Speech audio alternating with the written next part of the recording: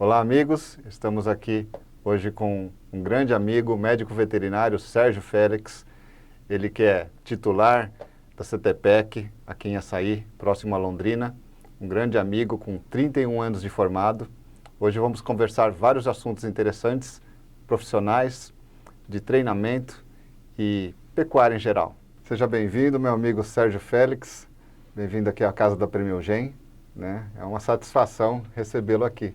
Ô Fernando, é uma alegria também estar aqui com vocês, trocando um pouquinho da nossa experiência, batendo um papinho, né?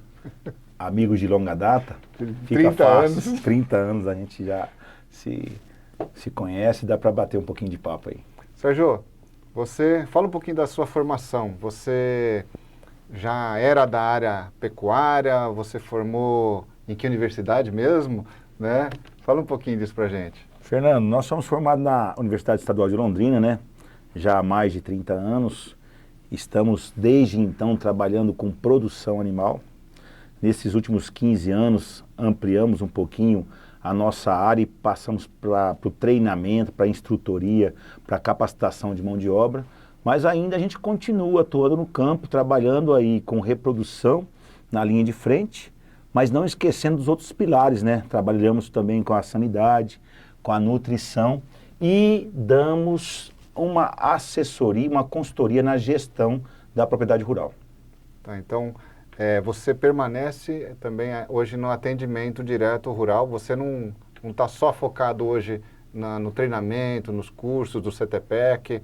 Como é que está? Você ainda continua atendendo os clientes? Olha, eu diminuí bem, trabalho hoje ainda com 6 propriedades, onde a gente mantém toda essa nossa forma de trabalhar com a produção animal e hoje mais focado aí com os cursos do CTPEC, e o CTPEC hoje também tem um convênio com o Senar, onde a gente atende aí toda a região do Paraná. Sérgio, lembrando aqui do CTPEC, né, das visitas que a gente faz continuamente lá no treinamento, acompanhando as equipes que você tem treinado, tanto de equipes, o pessoal que chega com cursos particulares, né, o pessoal do curso do Sebrae, que eu tive a honra lá de acompanhar, de ver você trabalhando lá com o pessoal, muito bom. Como que está indo o preparo da mão de obra do inseminador hoje em dia, né? Depois que veio a ATF, a inseminação artificial, ela pegou um rumo, né, que sem fim, né? Assim, ela mudou demais para a gente, foi fantástico, né?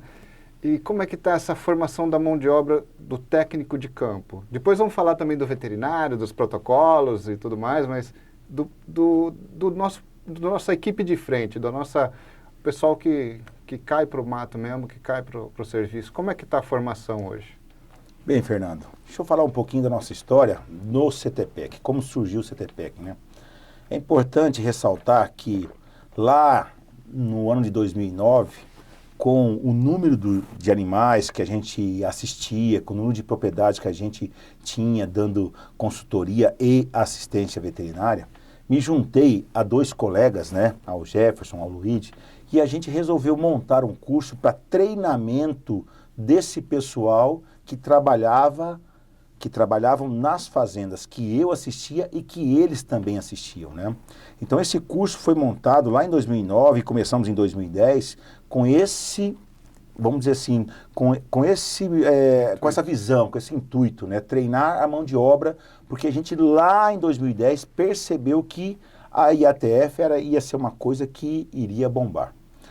E em 2015 eu peguei o convênio com o Senar, né?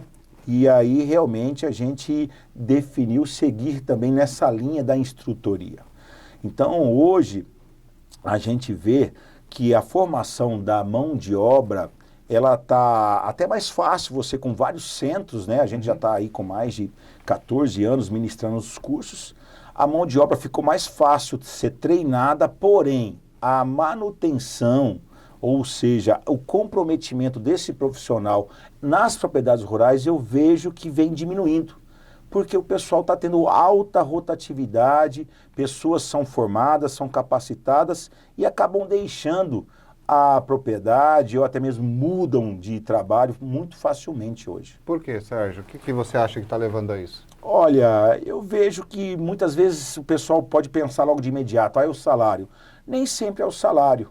Hoje acredito que seja realmente pela essa nova, essa época que a gente vem vivendo, né? A gente encontra hoje uma mão de obra, mas sem o comprometimento realmente. Por quê? Igual você estava salientando, a IATF veio para nós em 2005, ela surgiu em 2002 com os primeiros trabalhos, mas em 2005 ela ficou realmente assim bem fácil de ser encontrada no mercado. E a gente percebeu que facilitou, aumentou o nosso trabalho veterinário, porém de maneira diferente. No caso do profissional, a gente acha que o trabalho não é somente a IATF. O que eu vejo, a falta do comprometimento é fora dos horários da IATF. Então, é nesse momento que eu sinto que os profissionais deixam a desejar, porque não estão se fixando nas fazendas. Você trabalha com equipe, na hora que você monta ela, na hora que você deixa bem treinada, redondinha, uma acaba desfalcando e você tem que preparar o novo. E às vezes vem uma incompatibilidade de novos funcionários com aqueles que estão mais velhos. É uma série de fatores que está dificultando montar uma boa equipe de trabalho no campo. O pessoal às vezes não está querendo ficar no campo mesmo. O problema não é nem a ATF, não é nem a vacada, não é nem mexer com bezerro. O que está faltando é gosto. Eu vejo que a cultura de não poder trabalhar desde a adolescência está perdendo o gosto da pessoa se fixar no campo. Então a pessoa está trabalhando na cidade, está morando na cidade e trabalhando no campo. Então está tornando o funcionário meio que sem aquele compromisso com o campo, que o campo é de sol a sol, né? A gente termina o trabalho naquele horário, mas se eu vejo algo errado, algo que a gente lida com animal, a gente lida com vida, eu não posso deixar de fazer um curativo naquele momento para transferir para amanhã, um atendimento, um aleitamento de um bezerro, uma cura de um umbigo. Então, acho que isso está dificultando realmente o trabalho no campo. É porque não tem um horário fixo, né? Para trabalhar, diferente de uma indústria, diferente do escritório, que nem a gente aqui. Bem diferente, ainda mais nesses últimos meses aí, a gente viu uma alta intensidade do calor, a gente vendo que dentro do horário normal de trabalho, a gente efetuaria pouca coisa no campo. A gente deveria trabalhar nas horas mais frescas, e nas horas mais frescas está saindo fora do horário de trabalho, vamos dizer assim, daquela pessoa que está acostumada a trabalhar na cidade. Tem que entrar no esquema do leiteiro, né? Sim, é Começar o às comprometimento. 4 horas da né? manhã, né?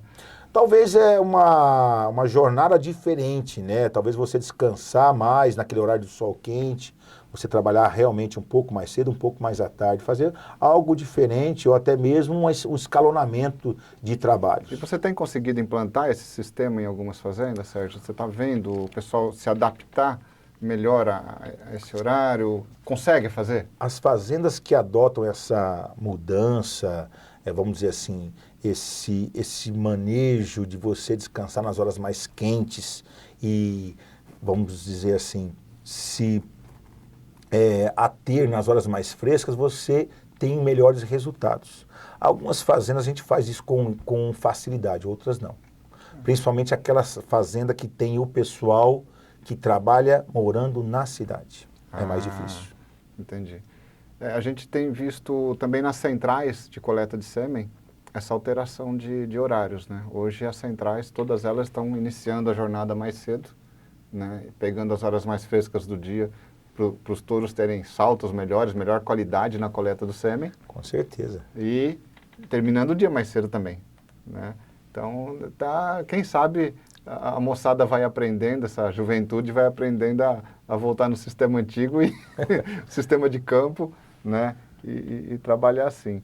Mas eu acho que você falou um tema bem bacana, né? A falta, talvez a falta de comprometimento, a falta de vontade, de gosto, né? Aquele tesão de trabalho que tem, talvez seja também por falta de não poder trabalhar quando jovem. Você começou a acompanhar o serviço no campo com que idade? Então, na nossa época, você tinha liberdade para você sair da escola e poder participar de qualquer trabalho, até mesmo remunerado ou não, mas você Diversão. poderia participar. Diversão era muito Laçar. importante. Laçar, cuidar, dar cavalo. Hoje, todo proprietário fica receoso em colocar qualquer criança, que ele pode ser autuado. E a criança ali, o adolescente principalmente, vamos nem falar da criança, o adolescente, ele não pega mais gosto pela profissão, né? Ele não pega gosto pelo trabalho. É o que a gente sente, então ele vai desempenhar um papel um pouco mais velho e aí perdendo realmente aquela cultura de ser ali aquele cuidador, aquele como se fosse dono, aquele animal, ele se fosse dele realmente, né? Então ele está ali à mercê do salário, ele não está mais pelo um gosto, por uma dedicação, por uma vocação. Porque ser um bom tratador, um bom peão, um bom, vamos dizer assim, manejador de animais, antes de mais nada, ele tem que ter a vocação. Tem que correr na veia dele, que ele gosta do bicho. Tem que ter amor àquilo, né? Você tem que bater o olho naquela pessoa e falar assim, esse leva jeito. Isso não está fácil de achar. Não está fácil. E falando no treinamento da IATF, na parte de cursos, hoje você está com quantos... Como é que está o score de pessoas treinadas já por você? Olha, Fernando, nesses anos todos aí já passaram quase 3.000 pessoas pelo CTPEC em diversos segmentos de cursos. A maioria é o curso de inseminação. Pode dizer que 80% dos meus cursos são cursos de inseminação artificial com ênfase em IATF. E eu noto algo assim importante porque eu recebo bastante pequeno produtor. Produtores esses que às vezes não são assistidos por veterinários, porém, eu deixo muito sempre saliente, é importante você ter uma pessoa de confiança que vai te dar toda a garantia do trabalho. Você pode até inseminar, mas a sequência do trabalho, que é o diagnóstico, a escolha pelo sêmen, a escolha pelo protocolo, qual protocolo utilizar. Não faça uma receita de bolo, não pegue no balcão de uma revenda sem passar por um crivo de um veterinário, sem passar por um crivo de um técnico. Então eu vejo que nesse período o curso está bem expandido, muita gente querendo, muitos alunos, porém poucos dão sequência porque treinam no curso e às vezes não vão praticar. Aqueles que praticam seguem em caminho, porque a gente viu nesses anos, em 10 anos, nós podemos falar quanto que não cresceu a inseminação, né? Tivemos uma caída de 2021 para cá, mas é normal pelo ciclo pecuário, né? O ciclo pecuário rege toda a questão dos insumos, como dos trabalhos também. E a inseminação ainda é mal vista, ou difícil fazer quando o boi está barato. É um engano muito sério, né? A pessoa até comentando com a cliente um mês passado, falou assim, a senhora não está fazendo a conta do que é a inseminação em relação ao custo do bezerro. Isso aí está muito irrisório. É bem agora que a gente tem que investir, que a gente tem que produzir bons produtos para poder ter viabilidade, verticalizar o nosso produto, ter liquidez no nosso produto. Sem contar que a roda, né, essa ciclicidade, o preço do bezerro hoje não vai ser o mesmo do ano que vem, né? A gente com essa esperamos que não, esperamos que o nosso preço suba, porque com o tanto que morreu de vaca, com o recorde de abate de fêmeas que a gente teve no ano passado, né? A tendência é da gente ter uma subida de preço, né? Mas é aquela pessoa que é mal assessorada ou às vezes não está enxergando ou exatamente, ele faz no embalo, na onda, né? Ele não tem aquele profissional ali correto, aquele profissional que se dedica, que está participando ali dos resultados. Temos vários colegas hoje que às vezes ele está numa propriedade já pensando na outra, esquece de ver aquilo que está ao lado da IATF, né? A alimentação, a saúde, o manejo de boas práticas, o bem-estar animal, ou a relação entre os os tratadores entre os peões. RH, né? O RH, né? O recurso humano, né? Tudo isso entra na gestão. Tudo entra ali naqueles vários fatores que vão interferir no produto final lá, que é o resultado. Sérgio, falando um pouquinho mais sobre o profissional da IATF, o inseminador, o pessoal da equipe de frente, que eu acho que é um ponto importante.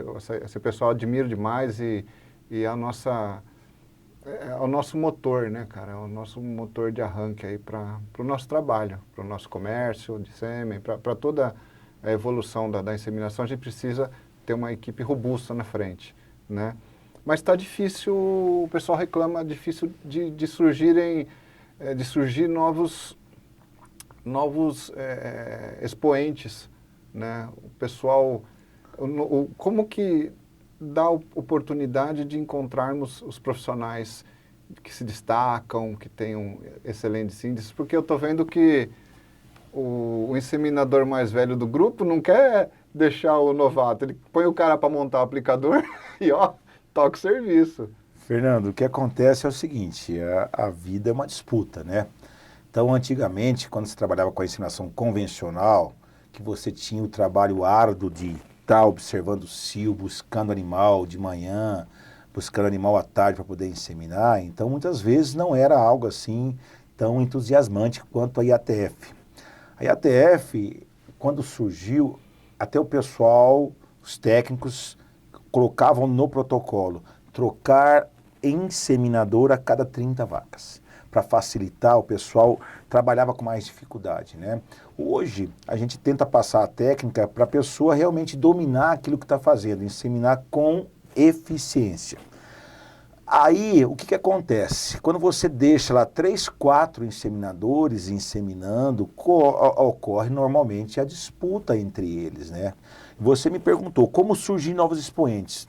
Aí que está. Você tem que dar oportunidade, porque tem gente que tem talento, mas tem gente que se esforça. E é provado já, várias pessoas já disseram que o esforço vence o talento.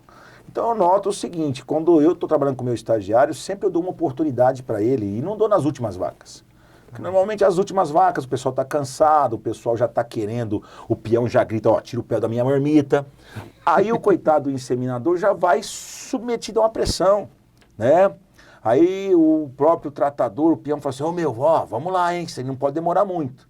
Aí ele já fica totalmente tenso. Então eu busco o seguinte, uma pessoa quando sai comigo e fez o curso, eu dou a oportunidade para ele de trabalhar no início. Está iniciando, ainda está esquentando, está todo mundo com paciência, não vai atrapalhar no desenrolar do trabalho. E você começa com poucos animais e ele vai aumentando conforme os índices e o desempenho dele. Porque no início eu peço para corrigi-lo. A partir do momento que eu sinto segurança nele, ele vai fazendo aí, quanto que ele vai aumentar a sua estimação? Em referência ali o seu resultado. Ele é um ensinador que se destacou, eu deixo ele ensinar mais, ou eu falo, você está pronto. Como eu fico orgulhoso hoje, né? Na nossa região, quantos bons inseminadores passaram pelo nosso treinamento no CTPEC, né? Hoje a maioria dos veterinários que estão aí com um grande número de inseminações aqui na nossa região passaram pelo CTPEC, né? Inclusive vários colegas lá do Mato Grosso do Sul mandam o pessoal do Mato Grosso do Sul, do Paraguai, para treinar com a gente. Porque a gente tem essa visão de não esconder totalmente a técnica para que ele venha desempenhar o seu papel. Só que se você não der oportunidade para ele... Tem que deixar o novato Por isso que eu falo que às vezes você treina uma pessoa, ele não tem a oportunidade, ele vai fazer o curso e vai sair da propriedade. Então você tem que direcioná-lo, tantas vacas são suas. Porque numa necessidade, você pode ter lá o seu titular e o seu aspirante, o seu reserva, para poder inseminar as vacas, né? Então eu treino dessa forma, eu dou oportunidade sim, e aí você descobre grandes talentos. Legal. Em algumas fazendas, o pessoal não deixa ou, vamos dizer assim, o subalterno ou o inferior, aquele mais novo, inseminar. Novato. O novato, né? Então ele tem que... Tem que mexer nesse vespeiro. Aí é persistência, insistência e desejo dele. Porque tem pessoas também, e a juventude às vezes não se pronuncia, ele nem tenta querer inseminar. Eu fiz o curso, mas não pede para inseminar, aí não vai ter espaço mesmo, né? Tem que se mexer. Tem que se mexer. E até falando nisso, a gente nota também o pessoal, eu tive lá várias vezes o pessoal, não é refazendo o curso, mas fazendo uma atualização, que é uma coisa importante que a gente nota para nós, né? Quantas vezes a gente foi se atualizar em novos cursos, curso de gestão que a gente foi fazer, né? Curso de administração, curso de finanças, que são importantes para todo mundo, mas nos nossos negócios são fundamentais. Nós estamos sempre atualizando, a empresa tem que sempre se atualizar e o profissional sempre tem que se atualizar. Mas falando em atualização, além da equipe da IATF, a gente tem lidado muito com o preparo, a atualização, mas também o start da parte prática, do treinamento dos colegas, dos profissionais recém-formados ou que ainda estão em formação, em cursos, os colegas veterinários, né? Eu participei de alguns cursos com vocês lá, que a equipe era toda de veterinários, né? Nós participamos do curso de transferência de embriões, manejo, inseminação, mas com veterinários. Como é que está a presença hoje primeiro de alunos, de alunos do curso de veterinária participando do CTPEC, né? Participando de cursos de inseminação e outros cursos de formação, não é de formação, como que fala? De complementares, né? São outros cursos complementares, sanitário, na parte da saúde, na parte até do manejo de boas práticas, né? Até na de cirurgia que a gente tem. Como é que está a presença do estudante, do aluno de universidade, já com ávido para se preparar, já buscando novas informações, porque antigamente a gente não tinha essa oportunidade. A gente tinha um ou outro curso de inseminação que a gente fazia. Lá longe, e a gente muito tinha difícil. que colar em veterinário para aprender no campo, né? No horário que tinha de folga nas férias, mas agora a gente tem estrutura para isso. Vamos lá. Primeiro, os cursos de atualizações. Esses são fantásticos, porque eu tenho comigo que o ser humano tem a tendência de se acomodar. Aliás, o último S da teoria dos 5 S japonês é a disciplina. Porque o ser humano vai perdendo a disciplina, ele vai se acomodando. Quando a gente busca um curso de atualização e treinamento mesmo do veterinário que já faz ou daquela pessoa que fez e não treinou, é para resgatar a excelência naquilo que ele faz. Muitas vezes você pega não só um veterinário, você pega um ensinador de campo.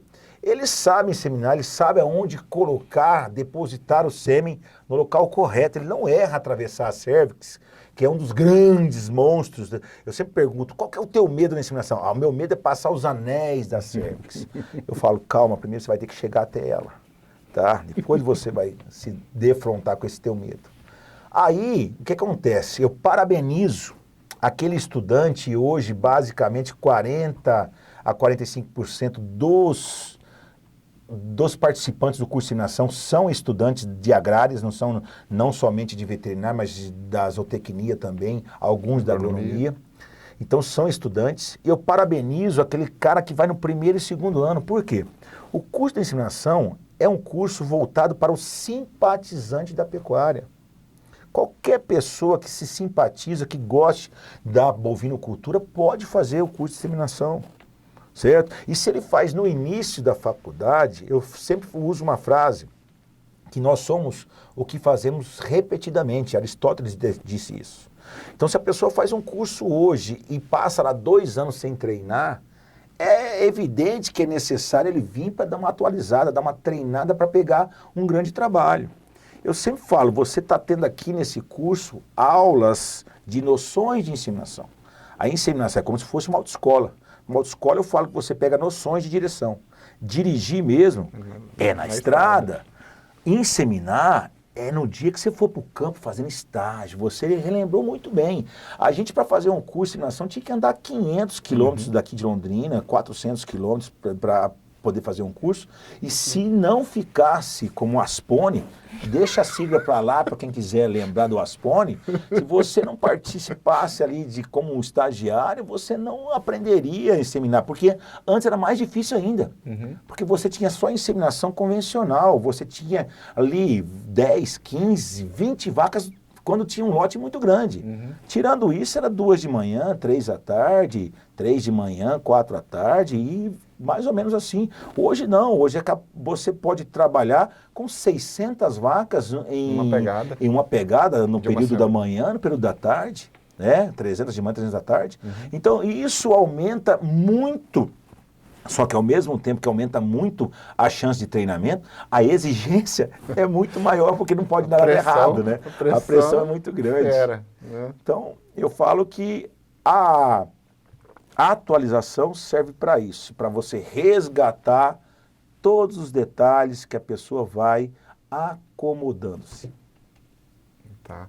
E nessa atualização, além da inseminação artificial e nos treinamentos, o que mais que você tem notado nos profissionais, nos alunos de universidade? Que outros cursos estão buscando? Como é que está esse preparo da mão de obra? Eu vejo bem o seguinte, a gente tenta passar para o nosso público, que às vezes ele não vem somente estudantes, às vezes ele vem mesclado.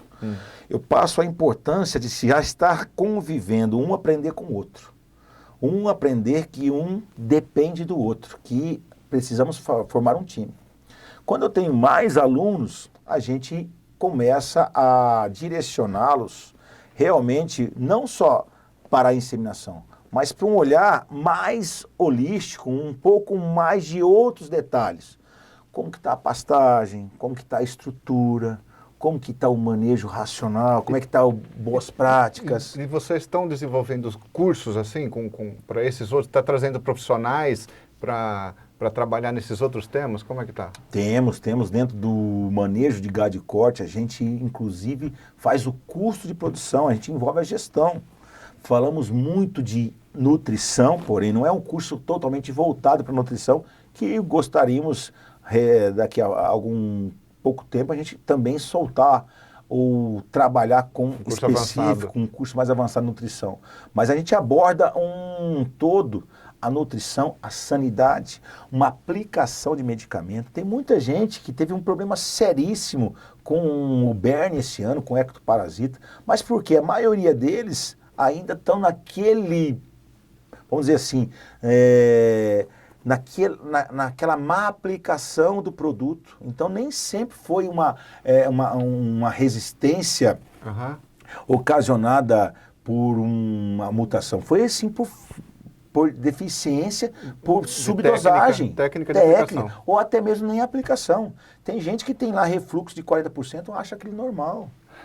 Tanto que vários produtos hoje só são vendidos se um técnico for lá e aplicar, porque senão o proprietário queima o produto, né? Então a gente trabalha com essa parte também, que é muito importante a saúde do animal, é muito importante você estar ali comprometido com os horários, com a forma que você faz isso.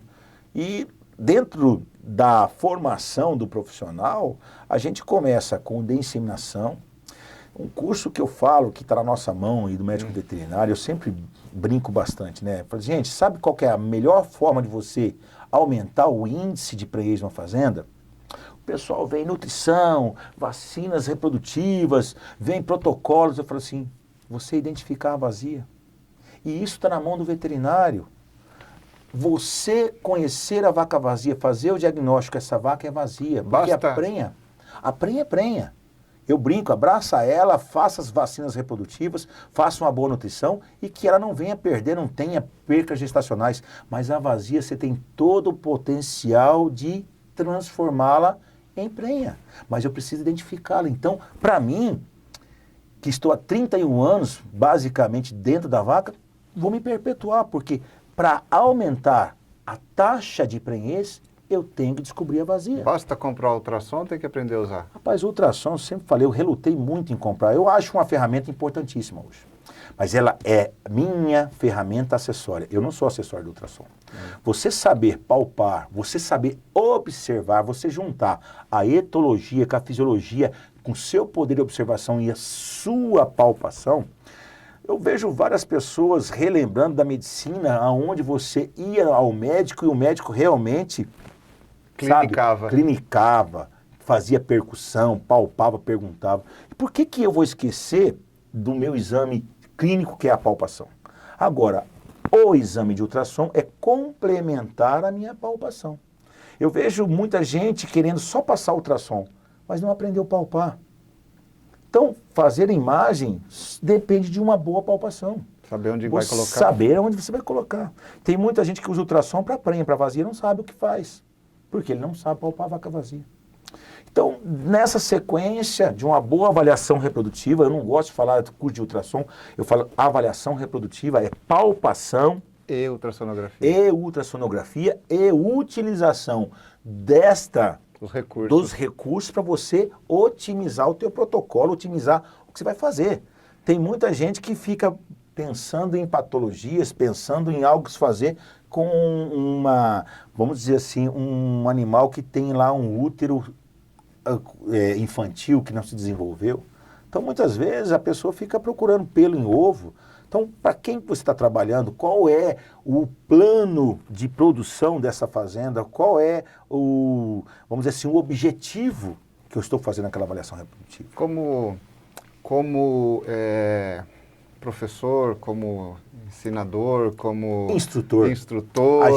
A gente fala que a gente é facilitador. Uhum. Veja bem, eu facilito, mas a dor existe. A dor existe. Tem jeito, a pessoa acha que vai chegar lá, ao mesmo tempo vai pôr ultrassom e a imagem vai aparecer. Não é bem assim. Você precisa de passar por um plano de treinamento, e esse treinamento é, às vezes, cansativo, precisa ser repetitivo, para que a informação se torne conhecimento. E o conhecimento tem que entrar realmente dentro de você para ficar no teu subconsciente. Aí você dominou a técnica. Tem muita gente que faz uma imagem, duas imagens, tá muito fácil. Não é bem assim, porque você ainda está na fase de informação. O conhecimento é quando você domina realmente. Então, mas como instrutor, como facilitador, eu noto sempre você buscando formar pessoas melhores, profissionais melhores num todo, né? Não ficar só na especialidade e sim se preocupando em ser uma pessoa, um ser humano, um médico veterinário de qualidade. Olha, eu acho que em todas as profissões hoje, Fernando, A gente tem que buscar qual é o nosso diferencial, cara? Porque hoje, se você for ver, o Brasil é o país com o maior número de faculdades em qualquer tipo de profissão. Na medicina veterinária, nós temos um número exorbitante. E a cada semestre nós estamos sendo assim despejados por vários veterinários. E eu acompanho esses veterinários desde quando eu me formei pegando estagiários, né? Não vai dizer que você foi meu estagiário, senão você vai acabar aqui, né? Mas veja bem, eu noto o seguinte, o que a gente busca passar para eles é o seguinte, eu tenho que fazer algo a mais sempre. Então, quando eu vou fazer uma inseminação, não é só uma inseminação, quando eu for fazer uma avaliação reprodutiva, não é só isso. Eu olho o rebanho, eu olho o contexto geral, converso com o proprietário.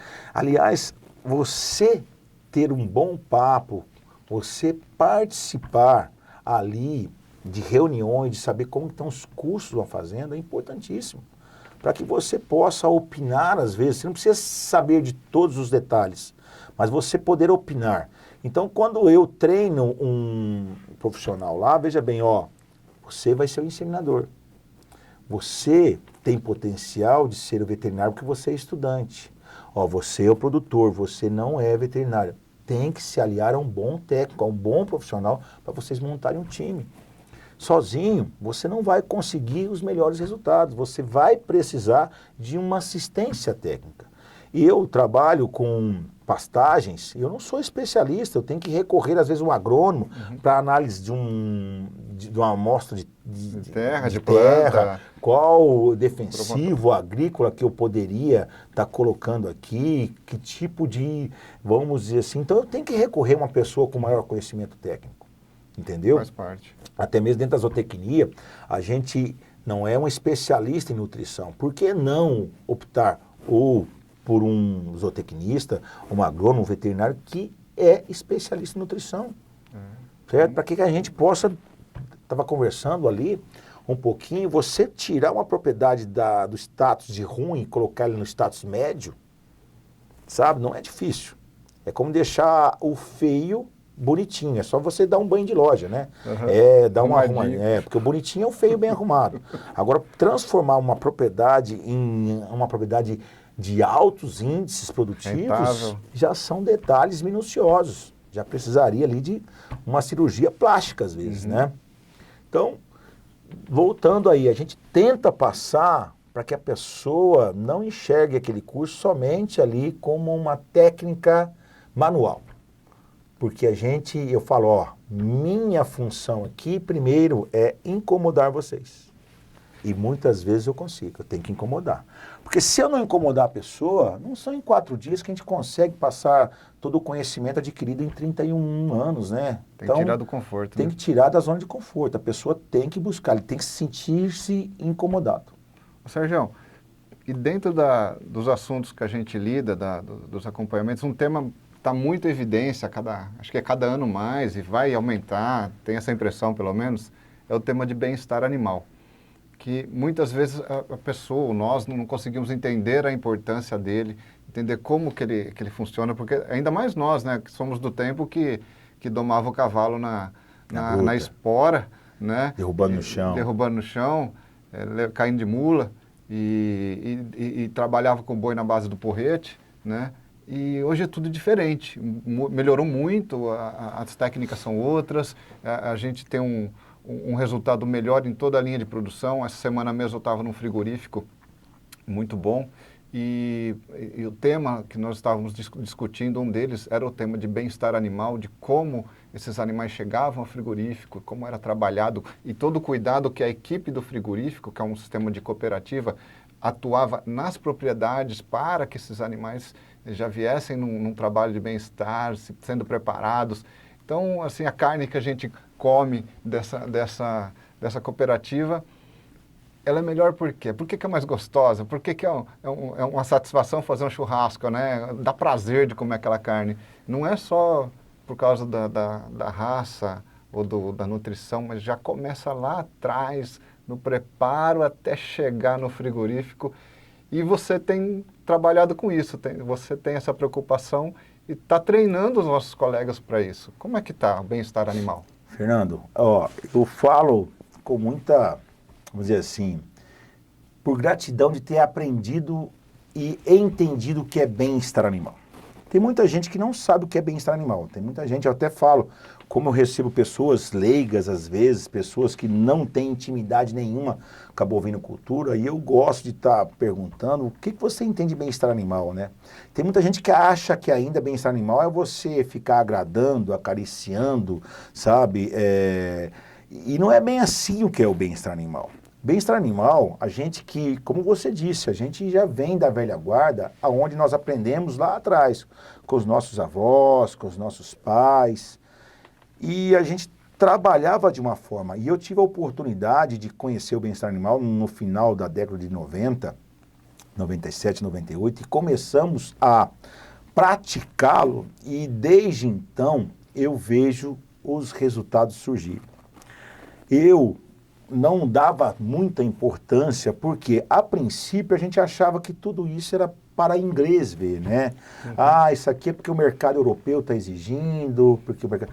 Não, quando você realmente muda de atitude, tem conhecimento primeiro, começa a aplicar todas as informações, você nota a diferença, você vê a resposta do animal na produtividade. Porque bem-estar hoje, para mim, é muito bem focado em aumento de produção. É para isso que eu quero bem-estar animal. E bem-estar animal, exatamente, é você dar uma boa nutrição, você dar uma boa saúde, dar um bom ambiente, você mudar conceitos. Eu cito muitas vezes nos meus cursos que tradição e cultura, às vezes, elas deveriam não ser sinônimos, e são sinônimos. Mas eu falo, gente, vamos manter a cultura, você está tomando um tereré, isso é uma cultura, certo? mas uma tradição de fazer o que o meu avô fazia, o que o meu bisavô fazia errado, para mim, eu teria que quebrar. Eu estou mudando de tradição para maldição. Vamos quebrar essa maldição. Porque, por que você faz isso? Porque a pergunta inicial, quando você vê uma pessoa, porque eu não gosto de falar que ele está errado, eu pergunto para ele, por que você está manejando esse animal assim? Com grito, com ferimento, com excesso, às vezes, de brutalidade. Por que você está lidando sem saber o que está fazendo?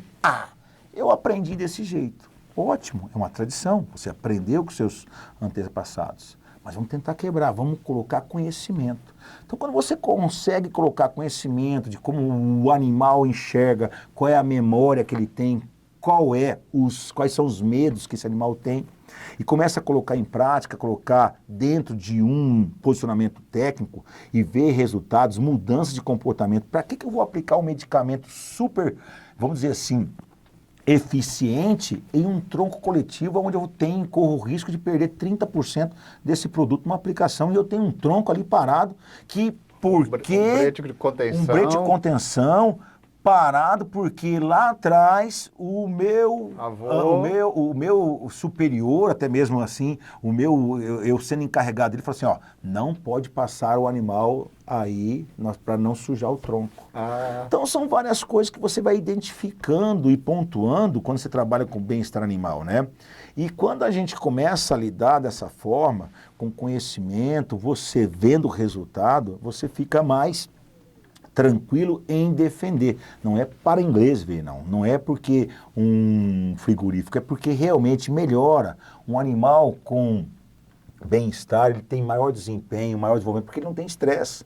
No caso do abate, existe um manejo totalmente voltado para o pré-abate, para que você tenha o quê? Tenha um pH melhor dessa carne, para que o animal tenha ali um rigor mortis diferenciado, e você tenha realmente mais qualidade nessa carne.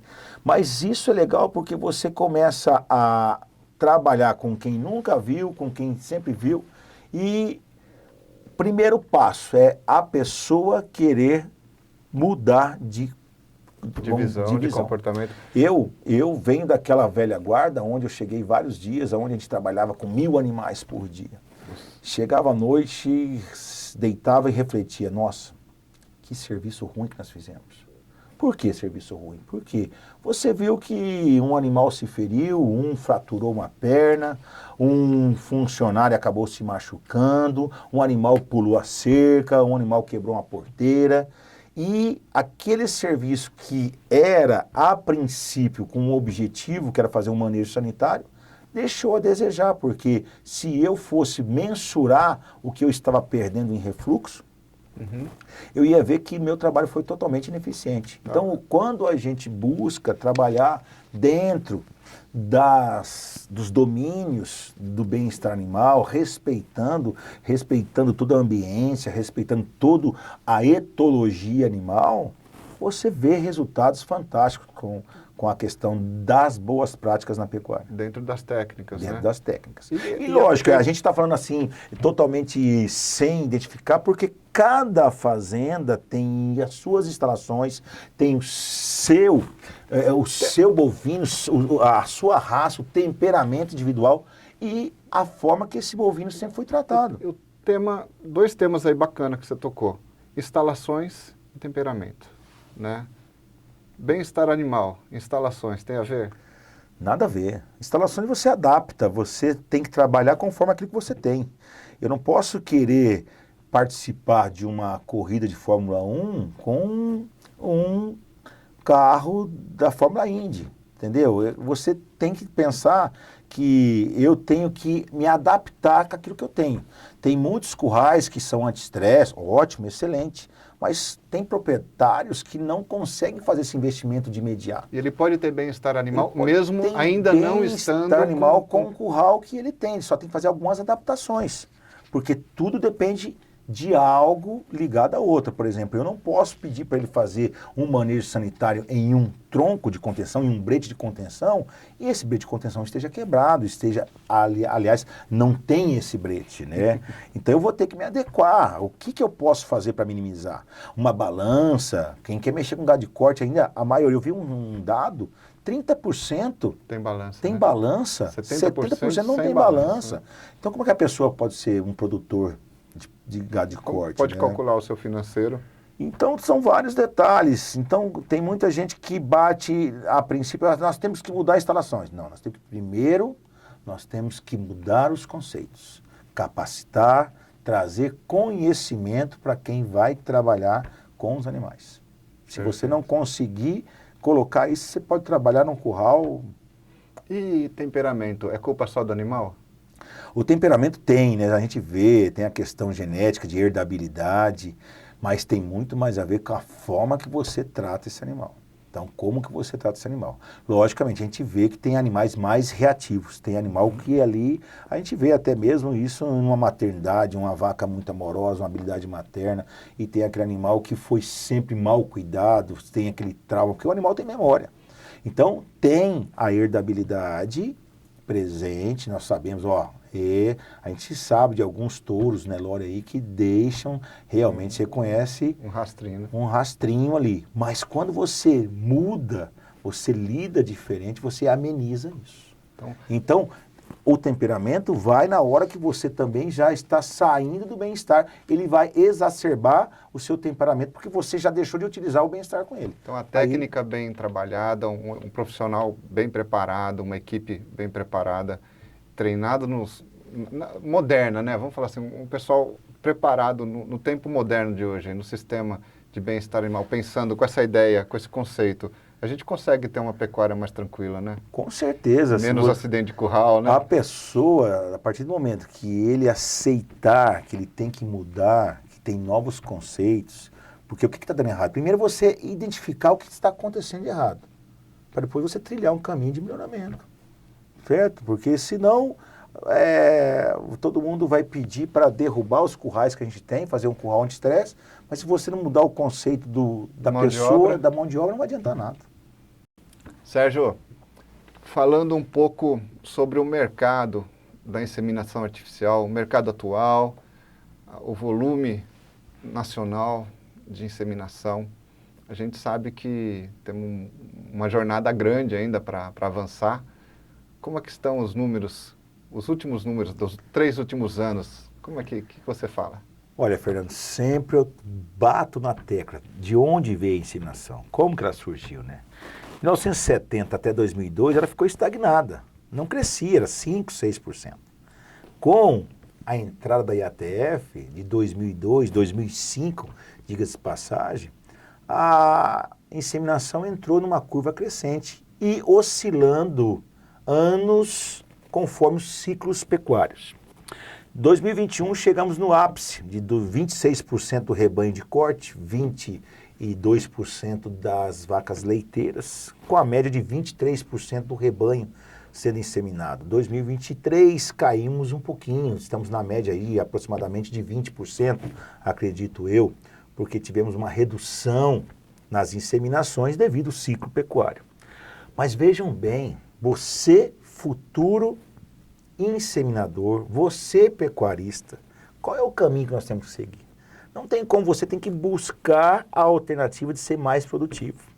Não tem como retroagir uma agricultura de precisão, uma agricultura moderna para os anos passados.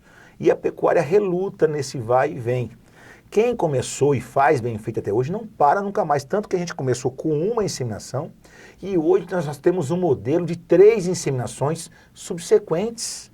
Nós já estamos fazendo o rebreed, a reinseminação com 21 dias. Então quem trabalha buscando um melhor índice produtivo não volta para o touro, diga-se passagem, assim, para a monta natural, vai dar sequência na inseminação. O mercado é muito vasto, o Brasil tem o maior rebanho comercial. Então, com 20% das vacas sendo inseminadas, tem muito campo, não só para a genética, para o SEMI, para as empresas que vendem, comercializam como a Prêmio Gen, mas também para os novos inseminadores. Você me disse, como é que dá chance para um novato? Nós temos que dar chance para o novato. Porque se nós tivermos um ciclo de alta novamente, aumentar 5%, 6%, não tem profissional capacitado para atender o mercado. Nós tivemos em 2021, faltou o quê? Faltou botijão, faltou sêmen. Cheguei aqui, os melhores sêmenes da Primogente tinha acabado. Falei assim, puxa vida, eu vou ter que pegar a segunda bateria que não deixou nada a desejar, né? Andou bem também. Que bom que foi bem. Descobriu novos touros, né? Descobriram novos touros. Saíram novos talentos que hoje são os principais, os mais vendidos. Então, né? eu falo isso lá para o cara que está fazendo a habilitação, a capacitação da inseminação. Você acha que tem um mercado, só que depende de você. Não adianta você ficar ali rodeando aonde você está cheio de inseminadores, né? Eu tenho alguns colegas do Mato Grosso que sempre me pedem, Sérgio, me manda 2, 3 estagiários porque nós estamos com aumento nas inseminações e ampliamos o nosso rebanho, eu preciso de gente boa. Sempre estou encaminhando o pessoal, porque o rebanho lá é um rebanho bem expressivo, né? Aonde está parado é porque às vezes a pessoa não tem o conhecimento da técnica ainda. Ele trabalha dentro da pecuária tradicional, ele terceiriza a reprodução para o touro. Ele simplesmente não utiliza nenhuma ferramenta de assistência técnica. Ele não faz diagnóstico de estação, ele não faz ele faz a brucelose porque é exigência do órgão fiscalizador, somente. Porque, eu vou te falar uma coisa, né? No Paraná, a maioria dos nossos produtores estão órfãos no, vamos dizer assim, manejo sanitário. Porque com a queda da obrigatoriedade da vacina de aftosa, você Perdeu deixou órfão o manejo sanitário, porque a aftosa direcionava 2 vezes por ano a pessoa a fazer uma boa vermifugação, fazer os outros manejos sanitários, as costridioses, a vacina para raiva, as vacinas, inclusive as reprodutivas, certo?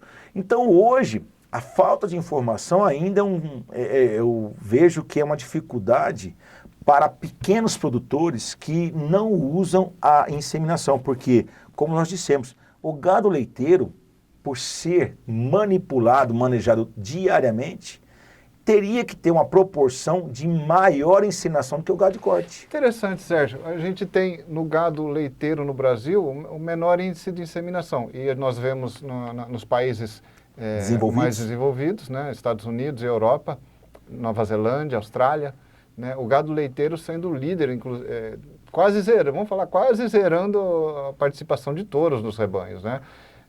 Com 90% de inseminação, 80%. E o Brasil, como é que vai nisso? O que acontece? O Brasil, a maior pecuária comercial do mundo, um país continental. Nós temos o que é de melhor e o que é de pior ao mesmo tempo. Na média, nós temos muito que melhorar.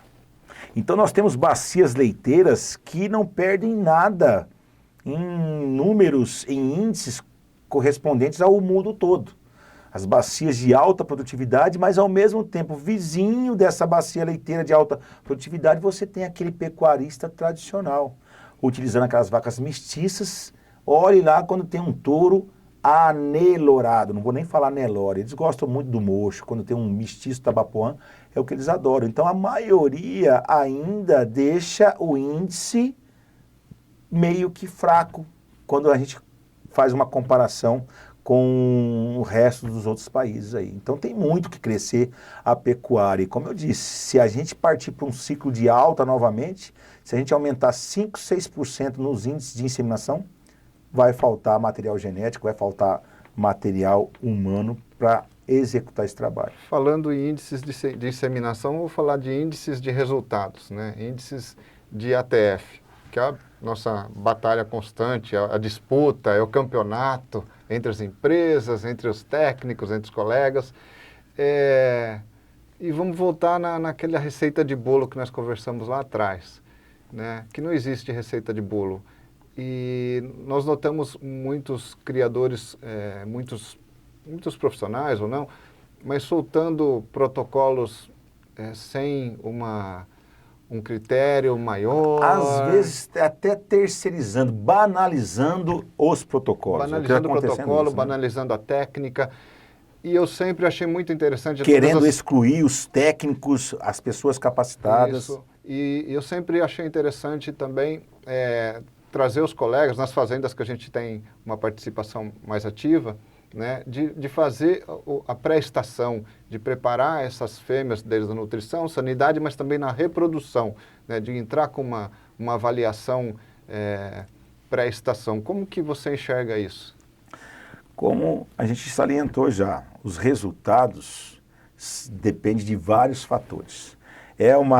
Eu gosto de ver vários colegas trabalhando e todo mundo gosta de anunciar os bons resultados, né? Mas todos sabemos que nós que estamos no campo sempre temos bons, médios e maus resultados. Uma curva, né? De Gauss. É uma curva. Se eu estou da média para cima, eu já me sinto feliz. Porque a gente busca sempre estar melhorando nossos índices. E aí entra todos esses detalhes que você falou. A minha estação de monta já começa no término da outra. Então já me preocupo desde a desmama, de uma boa aparição, de como está a nutrição, de como está o manejo sanitário. Quando eu vou liberar, quando que eu vou começar, sempre pensando para quem e o que produzir, qual é o meu melhor produto. Nós estamos aí vendo várias fazendas, vários produtores já fazendo hiperprecoce. Você com o bezerro bem nascido, nascendo em julho, agosto, setembro, você tem todo o ganho genético, todo o ganho de desenvolvimento desse bezerro. Você deve focar nesses meses para você aumentar realmente teus índices. Por isso você tem que pensar muito bem na nutrição.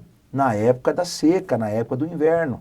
Você tem que pensar na parte sanitária. Você tem que pensar em qual protocolo vai realmente maximizar os resultados através do quê? Eu forneço aquilo que o animal precisa através da avaliação reprodutiva. Eu vou trabalhar com um protocolo, não aquele protocolo de receita de bolo, mas eu vou trabalhar com um protocolo que vai atender às exigências que o meu rebanho precisa. Eu tenho um rebanho bem nutrido, eu tenho um rebanho mal nutrido, eu vou entrar com uma suplementação, não vou entrar com a suplementação, como que está ali a questão do desenvolvimento folicular, como que está o resultado, como que eu vou desempenhar ali para não somente ter aquele resultado, mas manter aquele resultado. Que às vezes é fácil você chegar, nossa, eu consegui 70% em um protocolo de ATF. Mantém esses 70% para você ver. É difícil, então, mas você consegue.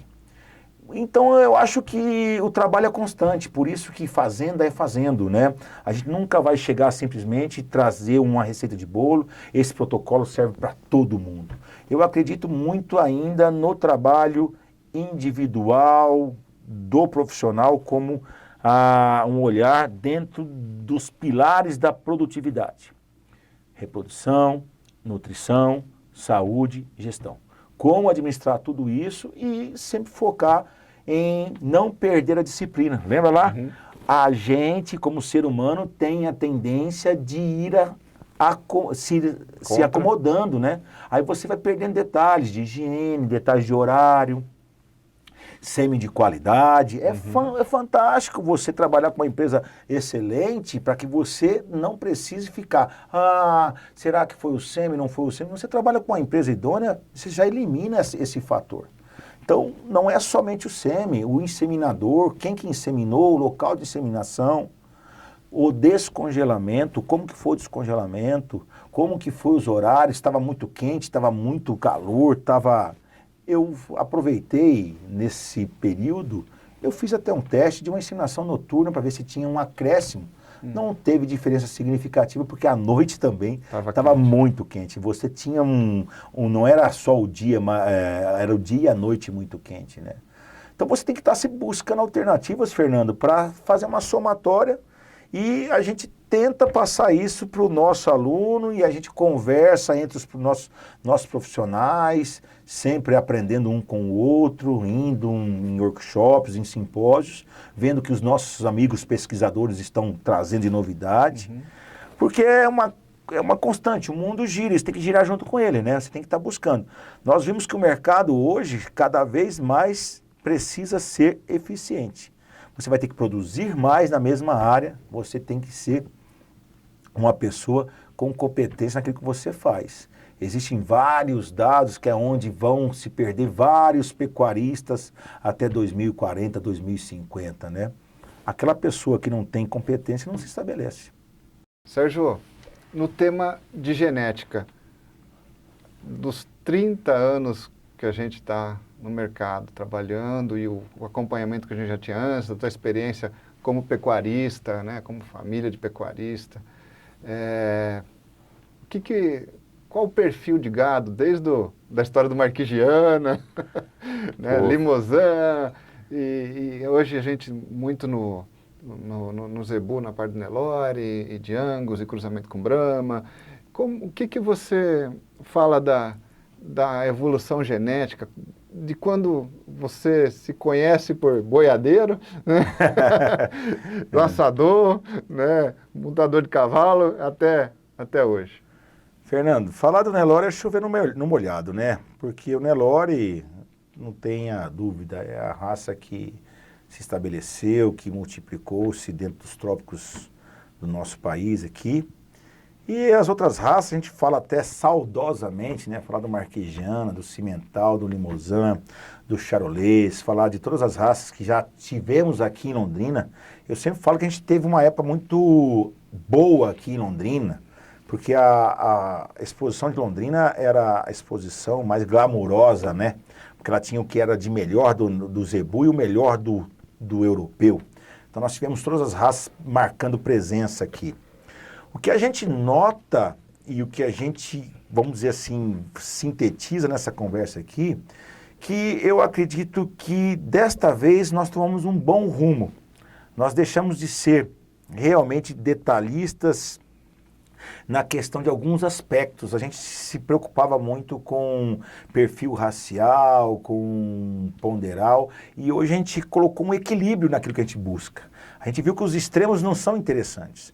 A gente partiu de um Nelore bom no início, fizemos um animal muito grande, fizemos um animal fora dos padrões para ter ali um nível produtivo a nível de pasto satisfatório.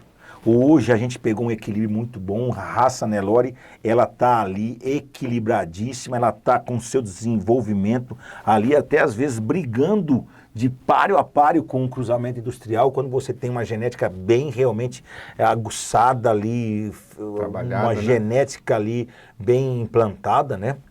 E não tenha dúvida, ainda é direcionamento. Eu sempre pensei o seguinte, eu sempre disse, o que é bom, multiplica-se o que é bom. O que é mais ou menos, não vamos tentar consertar isso, que vai demorar muitas gerações. E aí vamos partir para o cruzamento industrial. O mercado trouxe para nós, trouxe o nosso caminho, nos direcionou.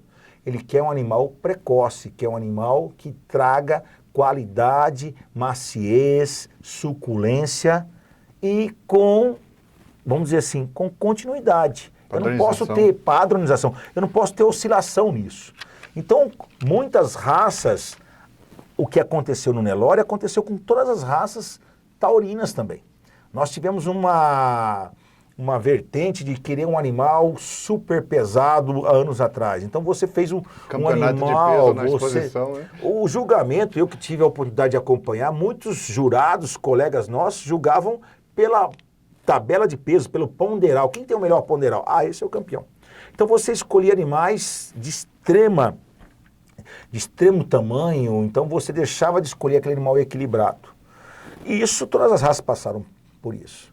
Eu acho que as raças britânicas hoje, através do mercado consumidor, ditam a regra porque eles têm uma melhor homogeneidade em oferecer uma carcaça que hoje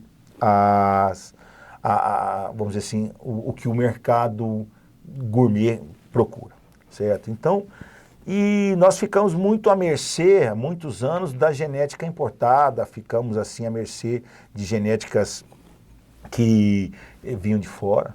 Hoje o mercado nacional, juntamente também sem desmerecer os importados, eles trazem tudo aquilo que a gente busca para produzir esse animal que o mercado está exigindo. Então fica fácil hoje, a partir do momento que você tem uma boa fêmea, Porque uma genética, ela vai ser com boas fêmeas. Quando você usa um bom indivíduo, não é a raça que manda, ali é o indivíduo que está mandando, né? Mas dentro do que o mercado exige hoje, se a gente trabalha com raças britânicas, e aí seja assim, de genética nacional como genética importada, você vem obtendo bons produtos, atendendo à exigência da cadeia frigorífica, consequentemente, para servir a população mais exigente, que é a carne gourmet, né? É onde você aumenta e você consegue colocar mais valores dentro do produto que você faz. Eu destaco aqui a importância das associações, das alianças mercadológicas, até mesmo das marcas de carnes particulares, porque a pessoa, quando se une, não fica à mercê somente de 2, 3 frigoríficos, consegue agregar mais valor no seu produto, porque o consumidor já está pagando diferente por um bom produto, né? Para o consumidor brasileiro mudou muito o Mudou. padrão de compra, né? Então, a gente sabe hoje que o pessoal gosta, principalmente ali no Instagram, na ostentação, de mostrar aquela carne marmorizada, com bom acabamento, sabe? Com cortes diferenciados. Antigamente, ninguém se falava num corte de dianteiro. Hoje, às vezes, esse corte dianteiro está mais valorizado, quando bem preparado, do que até mesmo a picanha, né? O corte traseiro. Do corte traseiro. Comum, vamos falar assim. E aí, o boi de primeira está bem valorizado, né? E aí, nesses 30 anos, a gente viu como melhorou todas as vacas, vamos dizer assim, as vacas zebus, né? E com esse cruzamento industrial, a gente vem, e aí você vai a partir do que? A gente vê alianças mercadológicas não somente com Angus, mas com outras raças. O próprio Hereford, o próprio o Charolais, tem os Tricross, que o pessoal anda fazendo muito, né? Aliás, ainda existe uma bonificação por um maior grau de sangue europeu na carcaça. Então, tudo a gente vê aí o pessoal trabalhando, realmente agregando valor em produtos diferenciados. E o consumidor aceita perfeitamente, porque falta esse tipo de carne de alto valor na questão do gourmet aí, né? Sérgio, queria te agradecer, né, não só a presença aqui, mas também a parceria, o trabalho que nós temos desenvolvido juntos, pelo treinamento que você tem passado para os nossos clientes, parceiros, amigos, e falar que os resultados estão surgindo nos reportes de ATF, né, que a gente tem recebido, né, da equipe que passou no treinamento no CTPEC, né? Então isso aí é muito bom, muito gostoso ouvir isso, né? E uma lembrança para você aí, para você... Obrigado, falando Fernando. de carne, né? Isso é bom. Já abre o bicho aí para ver o que... Agradecer também a Prêmio Gen, agradecer os colaboradores da Prêmio Gen, sabe? Todo mundo que acredita, os profissionais que acreditam e mandam seus funcionários, seus estagiários a fazer curso com a gente, né? E realmente eles passam ali um resultado favorável, dizem que eles chegam assim meio tímidos, mas com os aprendizados e com os trabalhos que executam lá, eles trazem um bom resultado. É aquilo, a gente precisa dar chance para descobrir novos talentos. E tem sido interessante, né? Ó, agora só ganhar a picanha aí da Prêmio Gen, Já né? tá no jeito, é só que levar. bom. Obrigado, ó. Valeu. Obrigado.